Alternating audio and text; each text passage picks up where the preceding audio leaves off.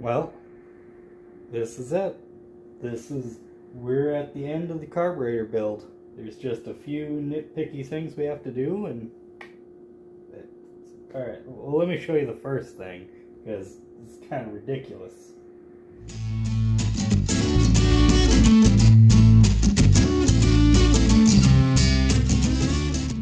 Okay, so the first thing that we're checking out is these metering blocks, right? Because we need to replace the secondary metering blocks that do not have the idle mixture screw adjustments with one that does. Like this. This is a primary metering block off of that 600 Holley vacuum secondary down there. It'll work just fine for what we're needing it to do. But I noticed that it doesn't have the white vent on it. This thing here. Right? Doesn't have this. And this is for when you're heavily decelerating or heavily accelerating, depending on which fuel bowl you're after, the primary or the secondary. These vents here are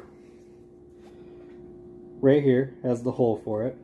Well, if you're rapidly decelerating, all the fuel is going to slosh up against here, well, against the metering block, come through that hole and out your vent tube into your carburetor, making, you know, rich condition. So that's what these vents are for. But they're just held in, these old style are just held in with this little, oh, I don't even know what you'd call it, just a little nub here. It's, can you even see it? You can't even see it. See, it's just pressed in there. Well, easy peasy. You rip this little nub out of this guy, which I already did, and I'll just put him in this guy. Wrong. Was never drilled for it. See? Which boggles my mind. I don't know why they never had him in there, but oh well. Well, first things first. We're going to drill that out so that we can install this, because I want it. Is this not the most adorable thing you've ever seen in your life? Okay, I can't drill it out and hold the camera at the same time, so give me 1 second. Okay, simple enough. Just put that thing back in there, right? Okay, next thing we gotta do, we gotta figure out which which metering block we want as the primary, which one we want as the secondary. Initially, I was going to put this one as the primary because it still has its ported vacuum port. But closer inspection, I've noticed something. Now, at first glance, it might be kind of hard to see what it is I'm looking at. But it's the power valve. This power valve opening, right, is about that big.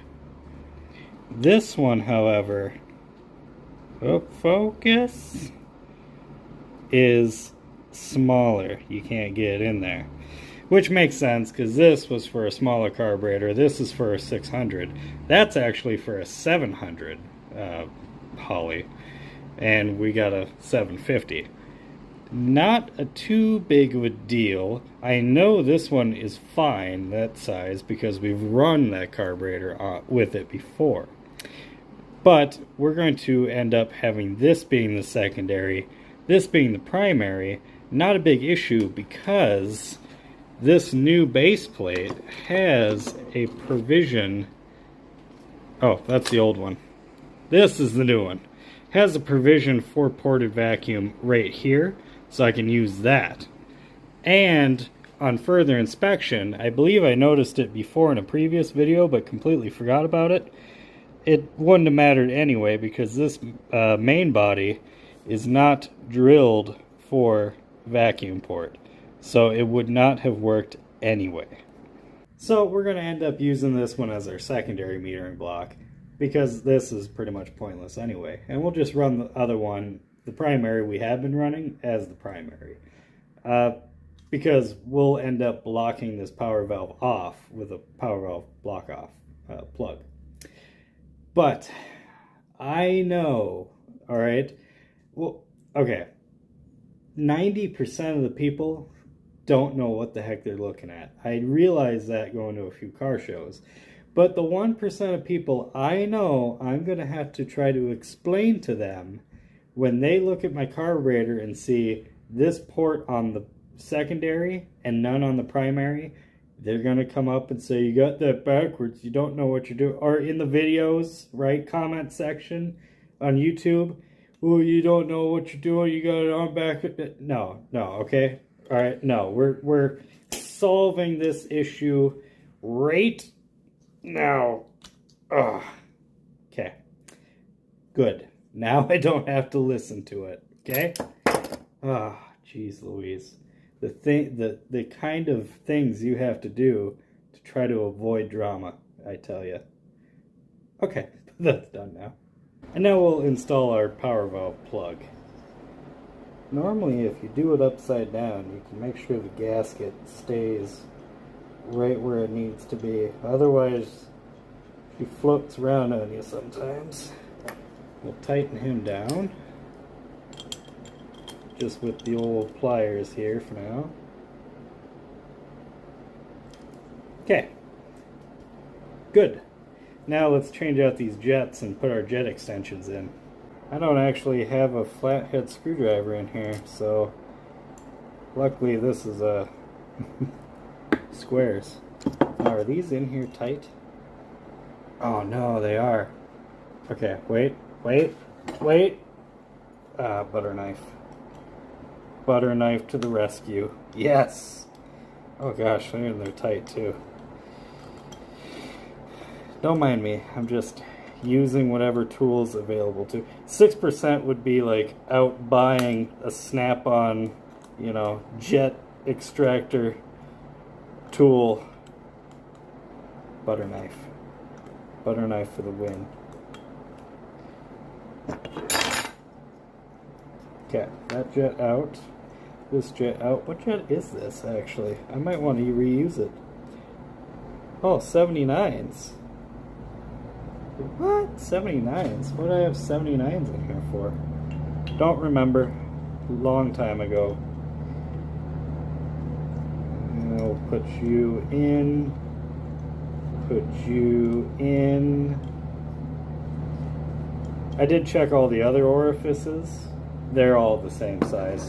The power valve was the only difference, which, again, makes sense. It was a smaller carburetor, so. Okay, you're tight, you're tight. Our new secondary metering block with the idle mixture screws. That easy, huh? Alright. Now, next thing. We will reinstall our power valve in the primary. This is a high flow one. It's an 8.5. Oh, yeah, 8.5. Well, let's see here. The iron horse idles around 15 inches. Yeah, okay, 8.5. Well, focus, darn you. 8.5 will work for now.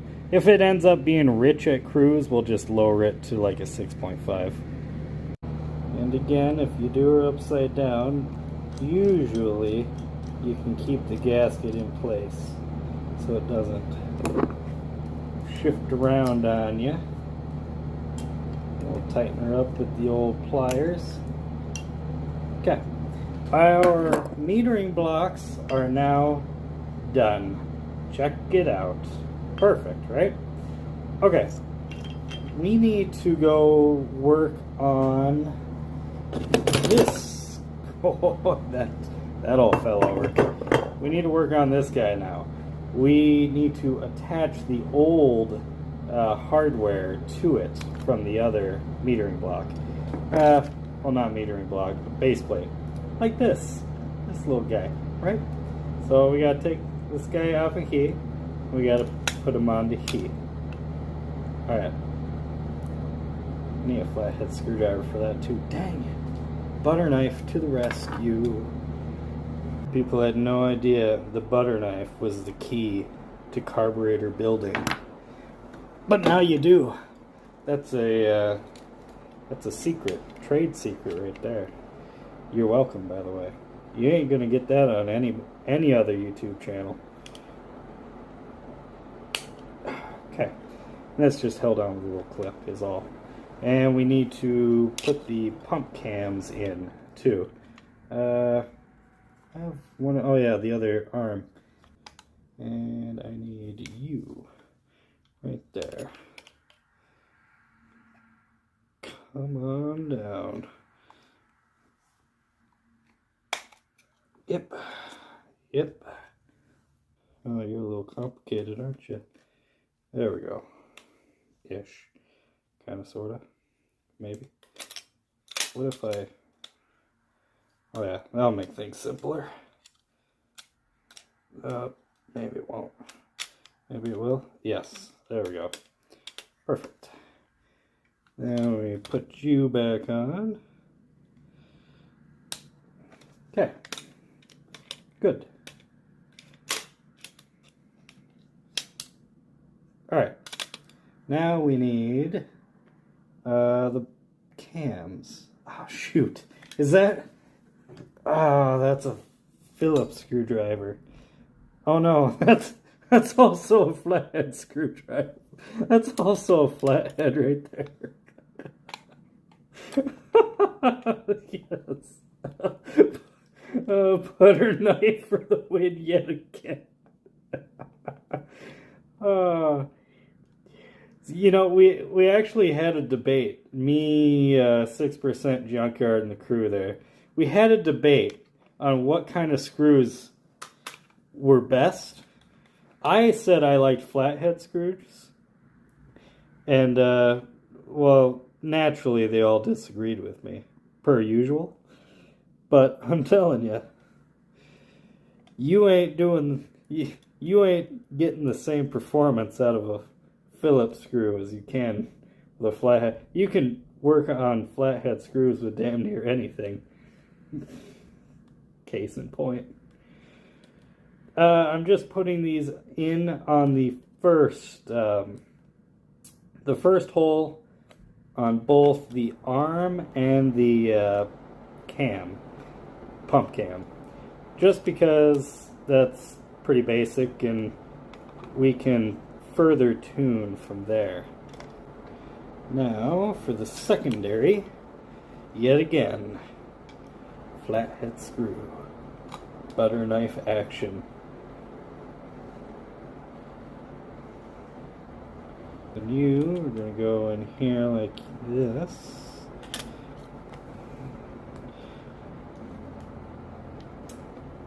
First hole, first hole.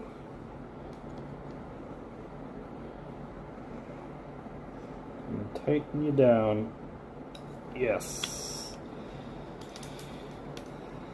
So then you're going to work just like that. Perfect. That is done now. So now we have our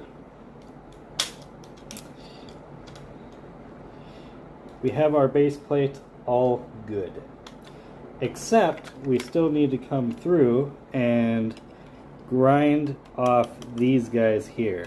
I am not going to spend any time on the heads, because that's just too much, and I don't think I'm going to work on the butterflies this time around. Maybe next time we have this thing apart I will, but for right now, that's what we're working with. Okay guys, I'm gonna save you all a whole lot of trouble with trying to get these things ground down.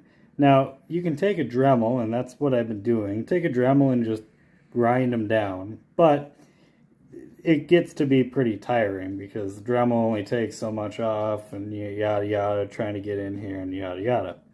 So what you want to do is you want to take just a tiny little drill bit, smaller than this one. I don't know where I put the very small one I was just using a second ago, but it doesn't matter. Take a tiny drill bit, drill down until you reach the base, then take a big drill bit, because you just gave that big drill bit a place to go, and make sure you support the throttle, or take it, and it's just going to walk that whole screw down. And it's just going to walk that drill bit all the way down. Now take your Dremel and just clean that up a little bit, right? And that's what we're looking for. Nice, flush, you know, good. Actually, after learning about this drill bit trick, I've gone ahead and done the heads too, on one side anyway. So you can see, I didn't go too far, but I just took the dome off, see? Just the dome. And that's coarse sandpaper right now. That I got a sandpaper roll. I'll use a finer grit for that. But so you can see that every little bit helps, huh? And then of course, those are completely gone. Okay, that actually didn't really take all that long. I don't know why it took me so long to do the other base plate. That took like a month. Oh well. Whoopsie. You know, it didn't take that long. I even did what I said I wasn't gonna do, and I worked on the butterflies. Only the top side though. Here, let me show you.